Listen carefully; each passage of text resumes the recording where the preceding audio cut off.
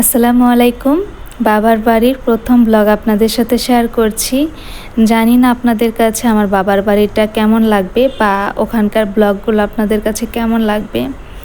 কারণ বাবার বাড়ি যেমনই হোক, ভাঙাচোরা বা যাই থাকুক না কেন, আমার মনে হয় প্রত্যেকটা বিবাহিত মেয়ের অনেক প্রিয় জায়গা হচ্ছে তার বাবার বাড়ি।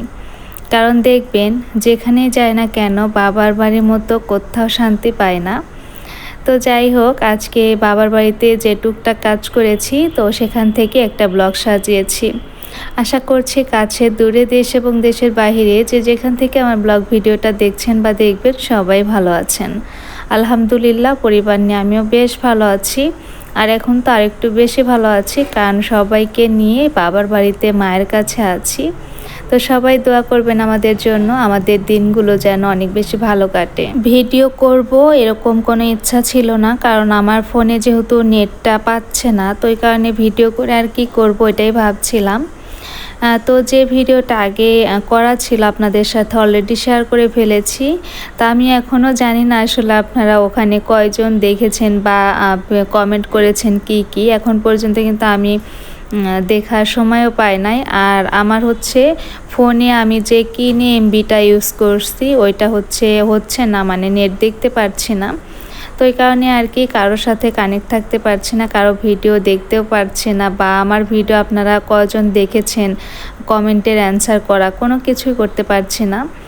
তো আমি শুধু ভিডিওটা আপলোড করেছি আমার ভাইয়ের এক ঘরে গিয়ে, ওখানে গিয়ে আপলোড দিয়ে ফোনটা রেখে আসছিলাম। তো আসলে ওইটা তো সম্ভব হয় না যে ওদের ঘরে গিয়ে আমি ভিডিও দেখব বা কমেন্টের অ্যান্সার করব, তো এই কারণে আর পারছি না। তো যাই হোক, তারপর আলহামদুলিল্লাহ আমি যে ভিডিওগুলো আপলোড করতে পারছি এতটুকু আমার জন্য অনেক কিছু। এখন দেখা যাবে আমি যে কয়েকটা দিন দেশে আছি এই কয়েকটা দিন এরকম সমস্যা হবে, কারণ আমার ফোনে কেনা এমবিটা কোনোভাবেই 4G পায় না। তো ওই কারণেই দেখা যায় আমি ভিডিওগুলো আপলোড করতে পারছি না। তো এখন যতটুকু যা ভিডিও করছি দেখা যায় শুধু আপলোড করার সময় আমার ভাইয়ের মেয়ের কাছে ফোনটা পাঠিয়ে দেই, যে ওখানে গিয়ে শুধু আপলোডটা যাতে করে আমি দিতে পারি। তো যাই হোক, আমি ঘরের কাজগুলো টুকিটাকিভাবে গুছিয়ে নিয়েছি, সব কিছু তো আর ভিডিও করে নাই, তো টুকটাক ভিডিও করেছি। এখন চলে আসলাম রান্নাঘরে। আম্মু দেখলাম যে নিমকি বানাচ্ছে। আর আমার আম্মু কিন্তু ম্যাক্সিমাম রান্নাগুলাই এইখানে করে, তো লাকড়ির চুলায়। তো ফুল রান্নাটা এখানেই করে, আর দেখা যায় ঘরে টুকটাক কাজগুলো করে থাকে। তো এসে দেখি যে নিমকি বানাচ্ছে, তো ভাবলাম যে একটু ভিডিও আকারে আপুদের সাথে শেয়ার করি। তো আমার আম্মুর হাতে নিমকি, বুন্দি এগুলো অনেক মজা হয়। এখানে আমাদের এক খালা আছে, তো সে টুকটাক মাঝে মধ্যে কাজ করে দেয়। আজকে আম্মুকে বলছিলাম যে ইফতারিতে চাপটি খাবো। তো ওই যে সিদ্ধ চাল বেটে যে চাপটিটা বানানো হয় আর কি, ওই চাপটিগুলো অনেক মজা হয়। তো এই কারণে চাল ভিজিয়ে রেখেছে, তো খালাই বেটে দিবে। আর এখানে মেয়ে ও ইচ্ছা মতো নানু বাড়ি আসলে এনজয় করে, তো ওকে একটু ক্যামেরা করে রেখে দিলাম। তো এখানে আসার পর দুই ছেলে মেয়েকেই চুল কাটিয়ে দিচ্ছি। তো আমার বাবাটার অবস্থা দেখেন, চুল কাটানোর পরে ওর ঠান্ডা লেগে গেছে। আর এই দেখেন ক্যামেরা ধরার সাথে সাথে এমন একটা হাসি দিচ্ছে, দেখে মনটা ভালো হয়ে যায়। তো মেয়েকে বলছিলাম যে তোমার জামার যে কুরুশ কাটার গলাটা, তো ওইটা একটু ভালো করে দেখানোর জন্য। তো ওই কারণে আর ওকে এদিক ওই দিক ঘুরে দেখাচ্ছিল। তো দুজনের চুল কাটাই খুব বেশি একটা ভালো হয় নাই, কারণ এখানকার দেখলাম যে চুল কাটা তেমন একটা হয় না। তো যাই হোক, যাই কাটছে আর কি। তো এখানে যেমন আর কি ঈশ্বরটা তাও মোটামুটি হয়েছে, তবে ছেলেরটা একদমই ভালো হয়নি। চুল কাটা মনে হচ্ছিল ছেলে লাগছে না, মেয়ে লাগছিল। তো ইশরাকে বললাম যে চলো একটু ওই বাড়ির মধ্যে যাই। তো এদিক দিয়ে গেলে আমার আর এক চাচার ঘর, আর এখানে আমার দাদির ঘর। আমার দাদির ঘরটা একদম পুরোনো অবস্থায় পড়ে আছে, আমার দাদি তো আর নেই। তো এই ঘরের ব্যালকনি যে আছে বারান্দা, তো সেই বারান্দাতে আমার আর এক চাচার মেশিন ফালানো, তারা পারলুম আছে তাদের, যেটাতে লুঙ্গি তৈরি করে। তো ওই মেশিনগুলো এখানে চলছিল, তো ভাবলাম যে একটু ক্যাপচার করে রাখি, কারণ অনেকেই শহরের মানুষ কিন্তু জানেন না যে সুতা দিয়ে কিভাবে বানিয়ে থাকে। তো প্রথমে যেভাবে করে সিটাতে ওঠায়, তারপরে এগুলোই হচ্ছে আবার পারলুমে করে তারপর লুঙ্গি হয়। তো যাই হোক, এগুলো আর বলে বোঝানো সম্ভব না, তো একটু ক্যাপচার করে রেখে দিলাম। আর অনেক সময় কিন্তু এইসব গ্রামের কাজকর্ম দেখতে ভালো লাগে। তো এখানে একটু ভিডিও করতে করতে আমার আরেক ভাই হচ্ছে ভাস্তাকে কোলে নিয়ে চলে আসছে। তো আমাদের বাড়িতে কিন্তু অনেক মেম্বার দেখা যায়, চলে যাব ওই দিনও দেখা যায় এমন একজনের সাথে দেখা হয় যে পর্যন্ত দেখাই হয় নাই। তো ভাইয়ার সাথেও আজকে প্রথম দেখা হলো। দেখলাম যে আমার ভাতিজাটার মনটা অনেক খারাপ। তো ওকে অনেকক্ষণ ডাকছিলাম, কথা বলছিলাম, তারপরে ওকে একটু হাসাতে পারলাম না। তো উনি হচ্ছে বলছিল যে ওর মনটা আসলেই খারাপ, মানে ভালো লাগছে না হয়তো বা, তো ওকে এর জন্য ঘুরতে নিয়ে আসছে। এসে দেখি এই যে আমাদের এই খালা হচ্ছে চাল ডালটা বেটে নিচ্ছে, আর এটা হচ্ছে ইফতারের জন্য রেখে দিবে বেটে। উনি যেহেতু চলে যাবে, তো এই কারণে আম্মু বলছিল যে এখনই বেটে যাতে করে দিয়ে যায়, আর ইফতারের সময় এটা হচ্ছে মেখে শুধু চাপটিটা বানিয়ে নেবে।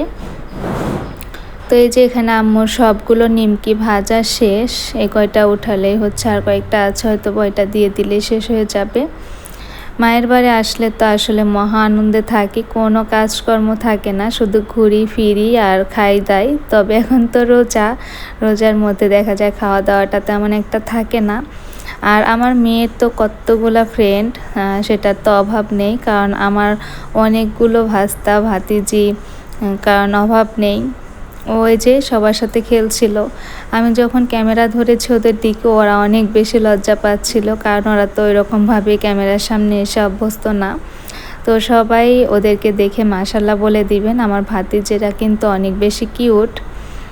তো এই যে এই পিচ্চিটা হচ্ছে বেশি লজ্জা পাচ্ছিল, তো আবার হচ্ছে দৌড়ে চলে গেছে।